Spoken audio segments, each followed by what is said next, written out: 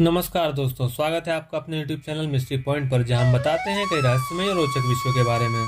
आज हम बताने जा रहे हैं वृंदावन में स्थित बांके बिहारी मंदिर के बारे में, जिसके कई रहस्य आज भी जस के तस बने हुए हैं। वृंदावन, जिसे कृष्ण भगवान की लीला स्थली भी कहा जाता है, यहाँ पर स्थित यह मंदिर केवल भारत के ही नहीं बल्कि विश्व भर के श्रद्धालुओं के आस्था का केंद्र है, जहाँ दूर दूर से श्रद्धालु आकर बिहारी जी का दर्शन पाते हैं। तो आइए जानते हैं इस मंदिर से जुड़े कुछ अनोखे और रहस्यमय बातों के बारे में, जिसे आप शायद ही जानते होंगे। दोस्तों, कहा जाता है कि इस मंदिर में स्थित बांके बिहारी जी की प्रतिमा को लाकर स्थापित नहीं किया गया, बल्कि यह प्रतिमा महान संगीत सम्राट तानसेन के गुरु स्वामी हरिदास जी की अनन्य भक्ति से प्रकट हुई थी।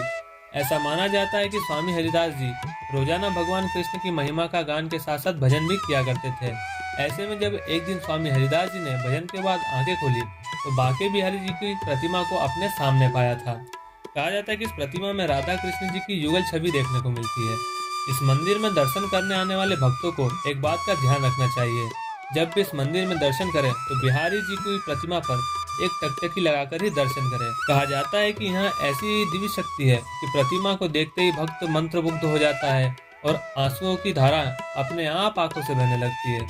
भारत के किसी भी मंदिर में जाने पर देवी देवताओं की पूरी प्रतिमा के दर्शन होते हैं, लेकिन बांके बिहारी जी के इस मंदिर में बिहारी जी के चरणों के दर्शन साल में एक बार अक्षय तृतीया के दिन ही हो पाते हैं। इस मंदिर में हर 2 मिनट के बाद मूर्ति के सामने एक पर्दा खींच दिया जाता है, क्योंकि ऐसा माना जाता है कि अपने भक्तों के प्यार और स्नेह से प्रसन्न होकर बिहारी जी उनके पीछे उनके घर चले जाते हैं। कहते हैं एक बार एक भक्त था जो बिहारी जी के दर्शन के लिए आया था। वह दर्शन करते करते बहुत समय तक बांके बिहारी जी को निहारता रहा, जिससे भगवान रिझ गए और उन्हीं के साथ उनके गांव की ओर चल दिए। जब मंदिर में बिहारी जी की प्रतिमा को न पाकर मंदिर के स्वामी जी को इस बात का पता चला, तब सभी पुजारीगण उस भक्त के पीछे गए और बड़ी ही मुश्किल से बिहारी जी को वापस लाया गया। और ऐसी घटना 2 से 3 बार हो चुकी है।